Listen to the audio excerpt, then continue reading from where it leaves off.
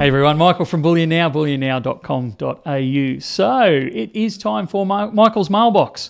So what, you may ask, is a Michael's Mailbox? Well, I'm glad you asked. It's just a chance where we sit down and do a bit more in-depth commenting on the comments that have been made on a lot of our videos. So particularly if someone's asked a question or made a comment that needs a lengthier response, or if a similar question has been asked multiple different ways through one or two videos, rather than replying to each one with the same thing, we tend to hint them in a Michael's Mailbox. So we try and do them about once a fortnight. This one's going to go back a little bit because someone didn't release the last Michael's Mailbox. Not throwing you under the bus or anything, Rubes. It was getting a bit dated at the time. And come on, mate. There were pearls of wisdom in that one. All right. Absolute gems. Never to be seen by the public. That's it. So, out they go.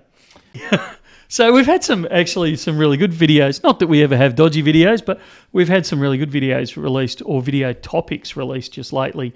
So kicking off with the first one, which is the Perth Mint upgrade on their 1 kilo silver bar.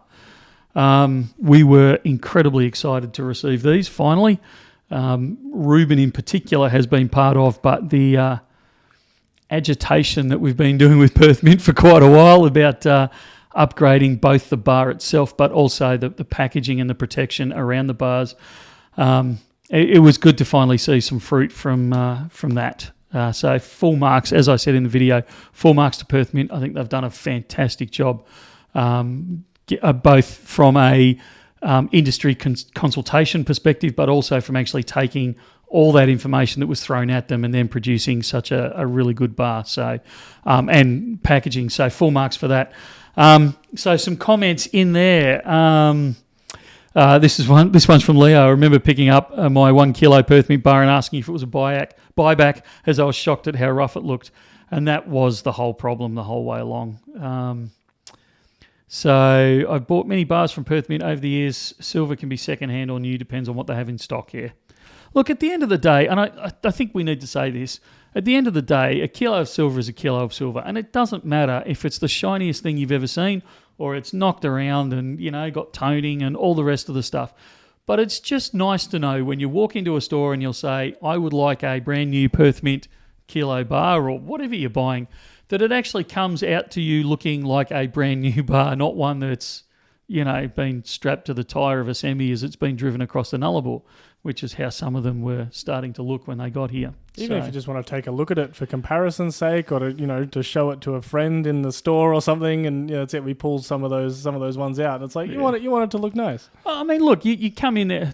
Let me give a personal example. I waltz into the store and buy a kilo bar of silver, and I take it home to present to the missus, and she goes, hang on, you paid how much for that dinged up old scratched round? Why? It doesn't look any good, because that's how my wife views, that's her impression of precious metals is, she's into the gold jewellery and that sort of stuff, so it's got to look good, it's got to present good. So, even from that side, it's good to know that they've taken it seriously. If you haven't seen this video, I'd actually encourage you to, just to see the new designs that they've come out with, the new stamp, but also the new protective material around it. And this is the next problem, world money wins. Now I kind of want to collect a bunch of older bars. That is my problem. I have all sorts of older bars, and now I'm starting to stack a couple of the better looking older Perth Mint bars that they've just phased out, just because it wants to go in I want it in my set. It's my OCD kicking in again. A lot of support for Perth Mint. A lot of people saying great looking bars, all that sort of stuff. Love the new stamp. One comment on here, and I can't find it in a hurry, was, here we go. This one's, no, it wasn't that one, but about the comment that there's no certificate of authenticity with it. I'm actually a big fan of the fact that they haven't done a piece of paper with it, because from a bullion dealer's perspective, it's horrendous trying to match a numbered piece of paper to, one of the bars in the, 1, 2, 3 ton of silver that we've got sitting there. It's just a logistical nightmare. And let's face it, in today's modern age, what really does a piece of paper mean? One thing I was probably disappointed about was the fact that they didn't serialise the bar, irrespective of the paper on the side. So, comment in here about the packaging itself. Oh, here we go. This is from Philip Diener. I spoke to the Perth Mint. They won't sell the plastic boxes separately, which is a shame for people who have bought plenty of 1 kilo bars previously. I don't believe, and I'm kind of looking at Reuben here to get confirmation, I don't believe the older kilo bars actually stack nicely in the plastic. They've changed the size fractionally. It's a bit of a different shape. I think the size, but they seem to be a little bit more square. Yeah, or rectangular, I suppose. You're right. But they probably still would fit in there, but just not quite as snugly. I don't think. I just don't know if you'd fit 5 across. We might have to do a test. Yeah, good point. But look, I can't say I blame Perth Mint for not supplying the plastic boxes because they're not a plastic box manufacturer. They are, they're Perth Mint. They produce silver bars. But if you do want any, you can absolutely get them through us eventually. Not that we'll sell them to you, but if you're placing an order, let me come back a little bit. If you're picking up in store, feel free to say to the guys, look, any chance you've got one of those new Perth Mint plastic boxes, an empty one I can have. And if we've got one, we will certainly make it available to you. So there's still ways and means to get them. You've just got to ask around a little bit.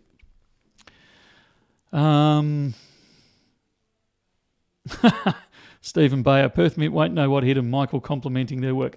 I do compliment them sometimes, but I'm quite happy to call mints out when they're not.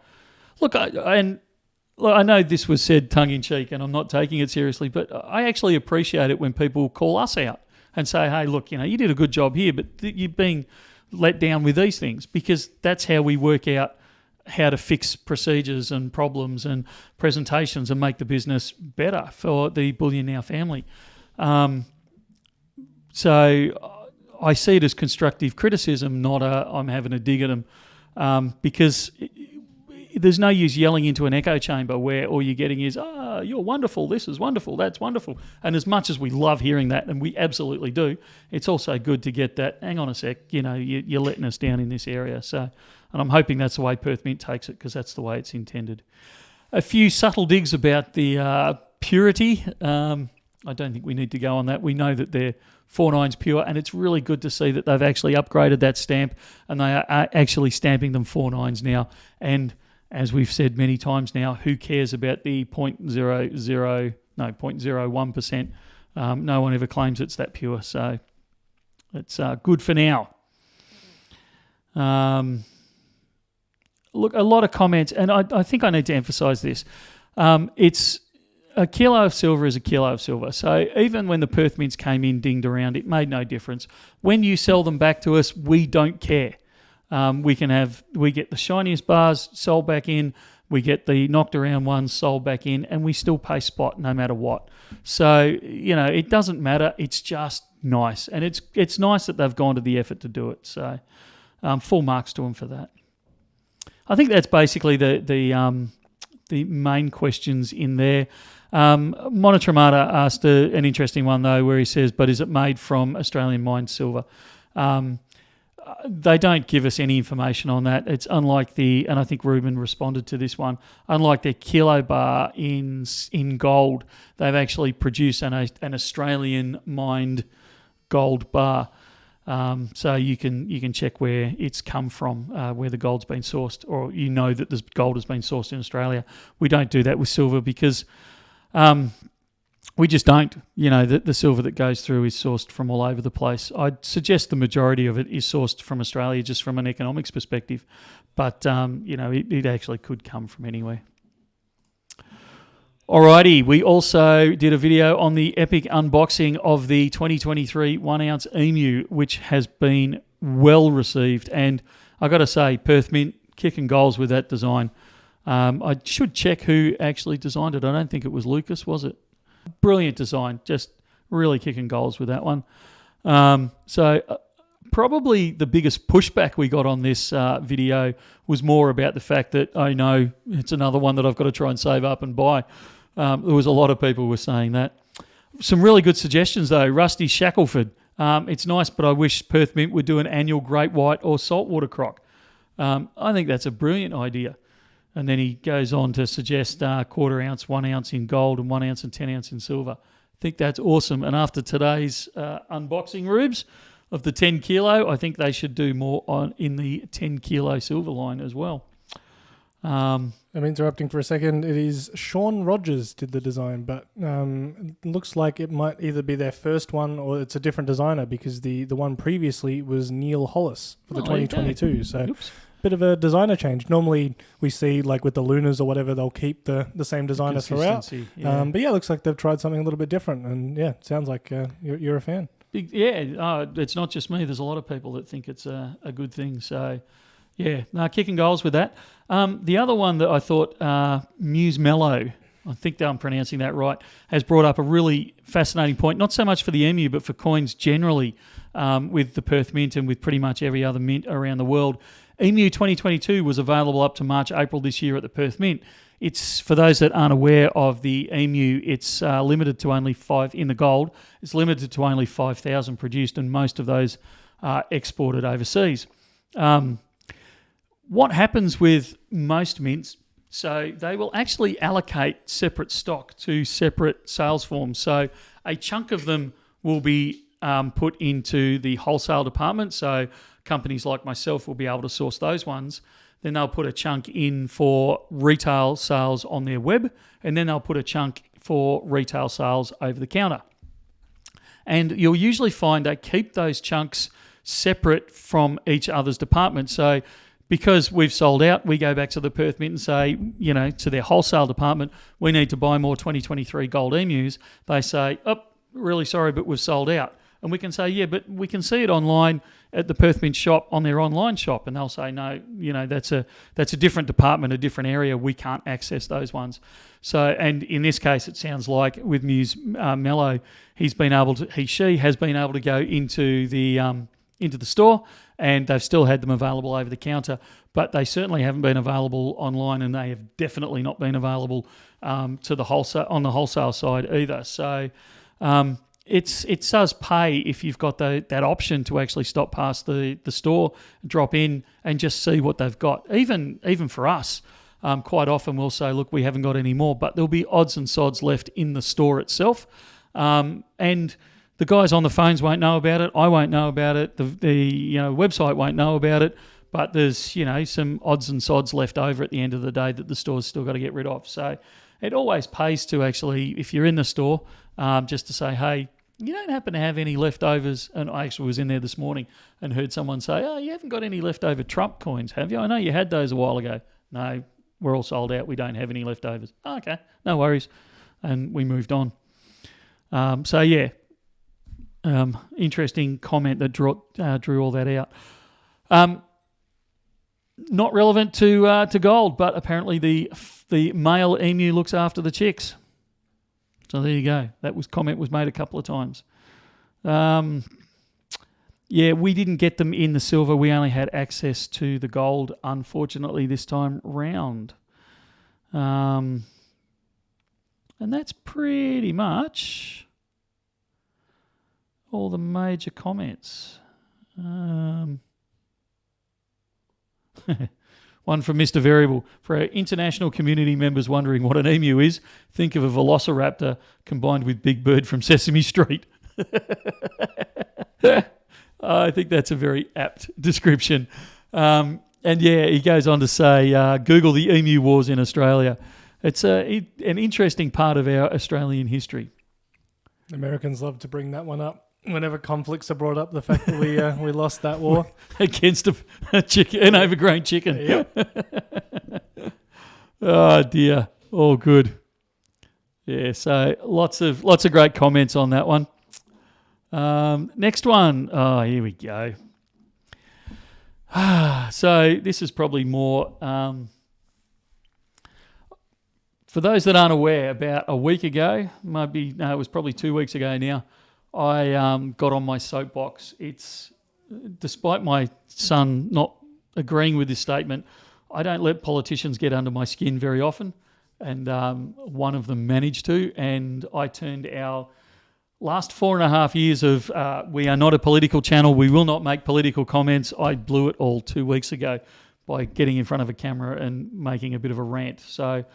And it did really well for itself. Can I just add? There was a lot of people on board with it. Yeah, there wasn't many comments about, don't do that ever again. It was, let's hear more of it. Yeah, but I mean, kicking politicians is a national sport.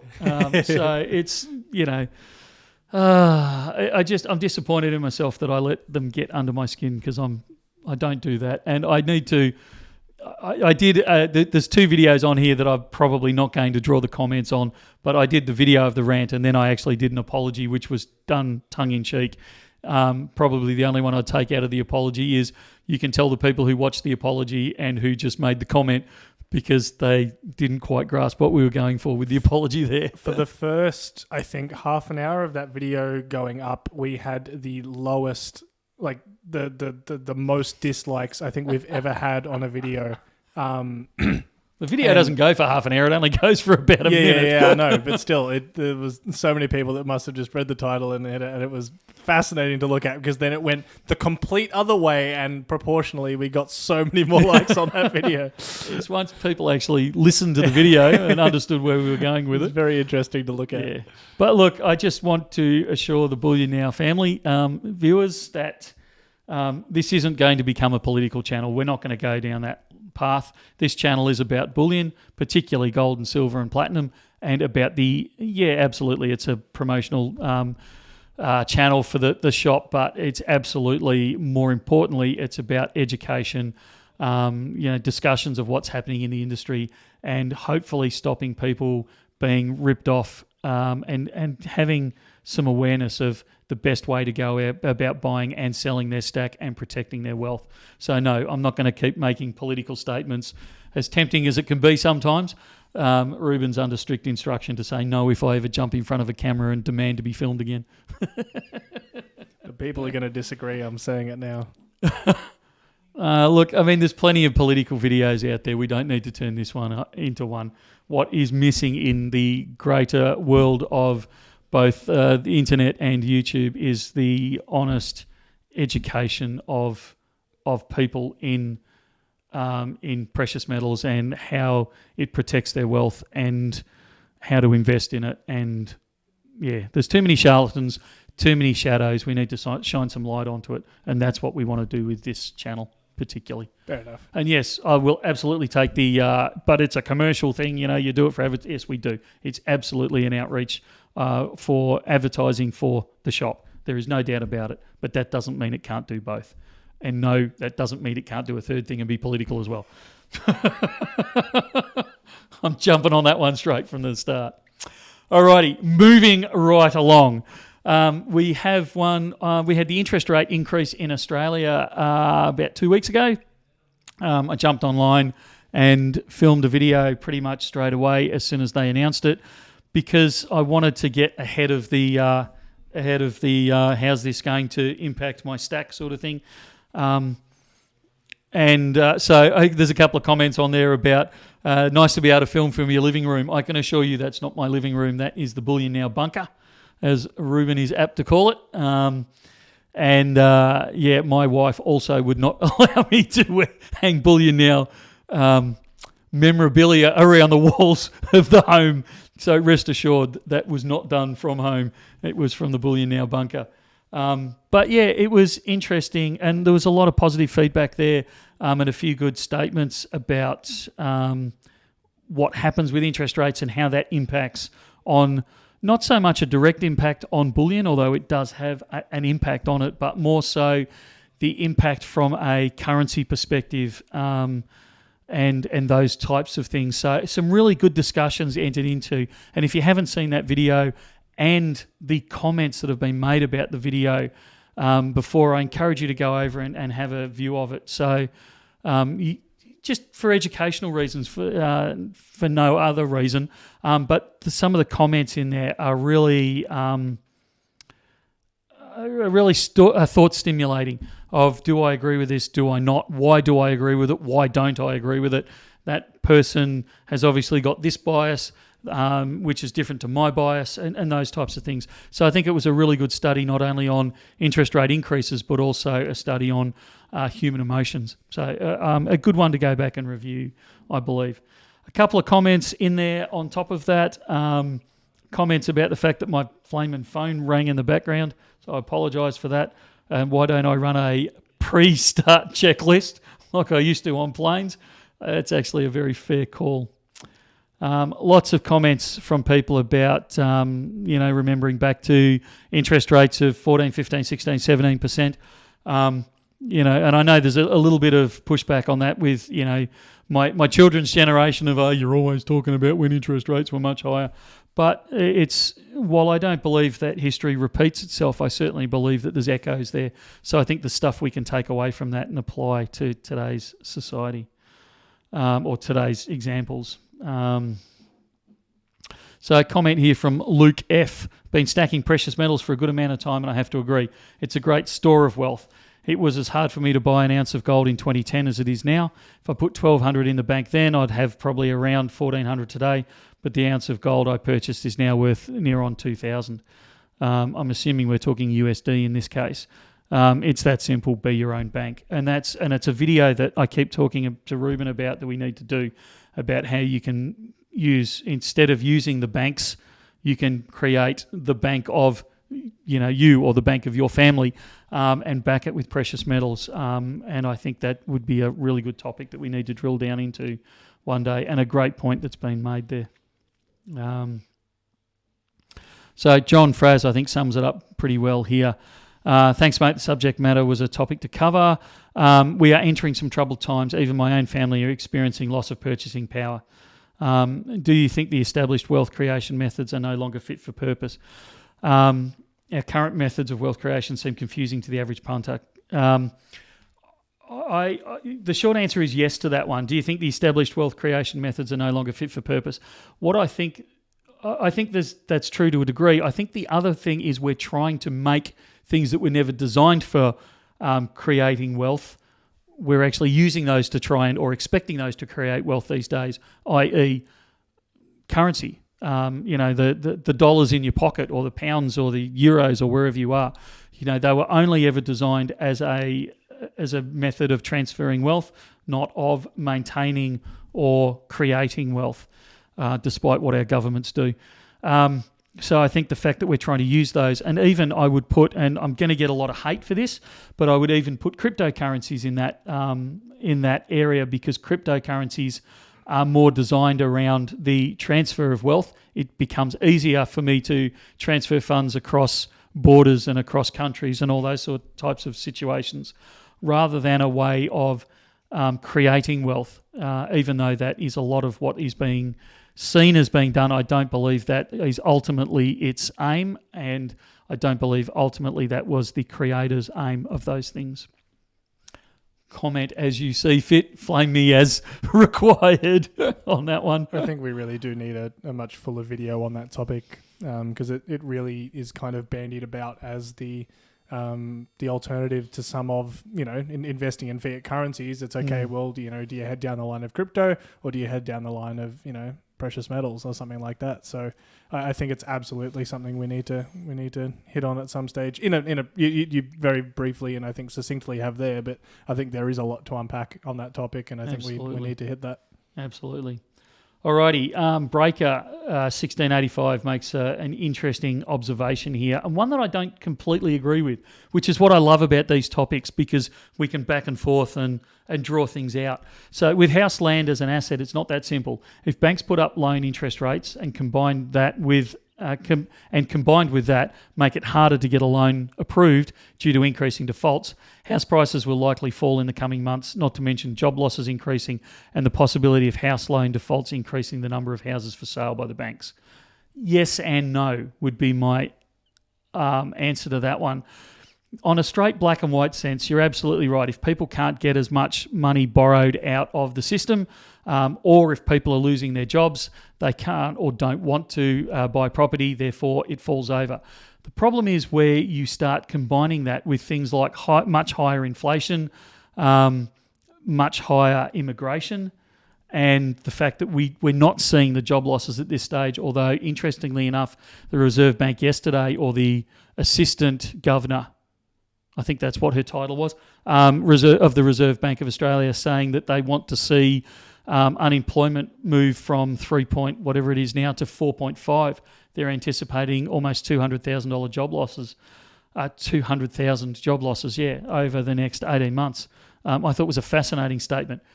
The last time we brought up that stat, anyway, people were disagreeing, as they always do, with the metric around that anyway already, let alone adding additional numbers to that as well. Well, we really want to go down that rabbit hole. I mean, when I was in uni, they used to tell us that 5% unemployment was you could never go, an economy could never go below 5% unemployment. And obviously, I think we're at 3.6 or 3.7, 3.8 at the moment. So obviously well below that 5%. And even the Reserve Bank is only calling us to go back to 4.5. But what was considered to be unemployment back when I was in uni 1,000 years ago, and what is considered unemployed today, is chalk and cheese. Yeah. I think is it an hour, if what they brought it back? If you're... I can't remember the specifics. I'm just trying to preempt the comments a little bit. Anytime we bring up unemployment rates or whatever, it's always a case of, but look at what they're actually defining that as, and it is absolutely an important part of the conversation. I just wanted to beat everyone to their keyboards, I think. Look, again, this is another video that we can do about unemployment and how that impacts on things and how it's measured, and that proviso is absolutely there. But I think in the current environment, and I can drag examples back from history, one of the main things, though, is when you've got increasing demand, which we do because of the immigration that we've got, and when you've got increasing inflation, which is what we've got at the moment, it has to drive the cost of a house up. Because we've got two houses next to each other. One is an older house, and let's say it's worth $500,000 for the sake of the argument. And I know some people are, in the suburbs of Sydney are going, I wish I could find a house for $500,000, and we've got other people living, in the country going, $500,000 for a house? Are you kidding me? But let's just pull that number just for the start. If you've got a house, an already established house, and it costs $500,000, if the house next to it costs $450,000 to build, then people are going to start wanting to build houses rather than buying the house there. So you're going to get one of two things happen. Either the price of the established house is going to go down to match the other one, or the other price is going to start moving up because more people are going to want to buy it. So more tradies are going to be demanded. So they are going to start putting their prices up. And now we're in the inflation area. There's more demand for timber and for nails and glue and paint and, et cetera, et cetera, et cetera. And that drives inflation up. So the cost of putting that house up has now increased to a point where if that house now costs $550,000 to build, people are going to go, well, hang on a sec. I can buy the house next door that's already established. The gardens are already in. The place has already been painted.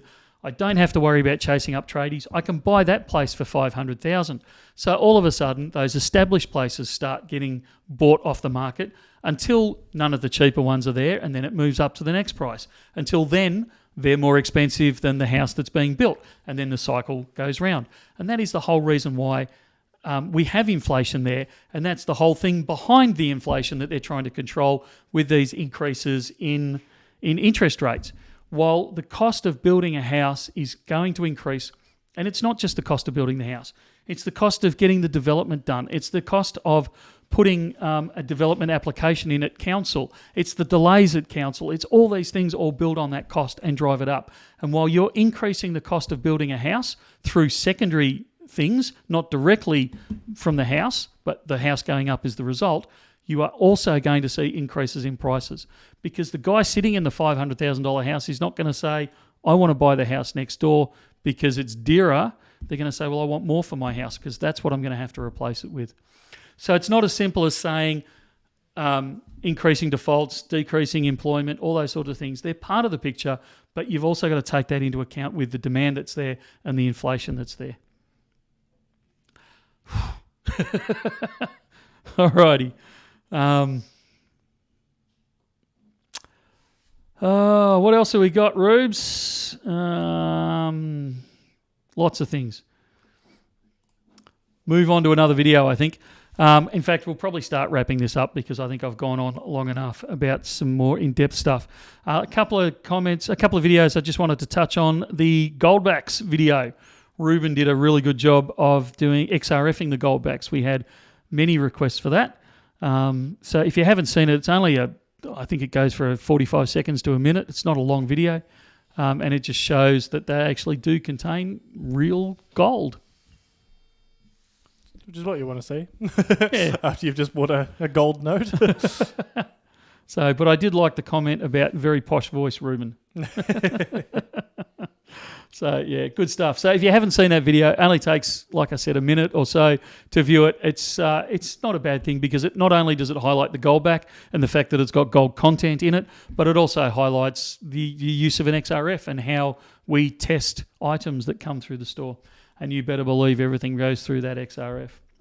The last one, and Reuben's rolling his eyes slightly, the last one I wanted to comment on was a good video that we did about the one of our clientele, one of the family, came in and exchanged 2 kilo bars of gold for 1 gram bars of gold. Went from one end of the spectrum to the other. And the different discussions that went around that, and it highlighted, he lost some, due to the premium. And absolutely, the premium's higher on a 1 grammer than a kilo. But I think ultimately all those arguments that all the way go through there in the comments, I think what it ultimately highlighted was the fact that the 1 ounce is the sweet spot between, going so big that it's cumbersome and difficult to dispose of, but going too small that you end up paying way too much premium on it. So as we've been saying for many, many, many years now, ultimately the 1 ounce is the sweet spot, and you kind of move back and forward from that 1 ounce depending on if your circumstances demand something slightly different. All right, that's it for another Michael's Mailbox, unless Reuben wants to drag me back to something else. Don't think so. So thank you very much for tuning in. As you can see, we kind of dissect not a whole lot of the comments, but some of the comments we pull apart in there. So absolutely encourage you to make comments on this video, whether you agree or disagree, whether you want to just highlight something different, or whether you even want to lead us down a completely different garden path.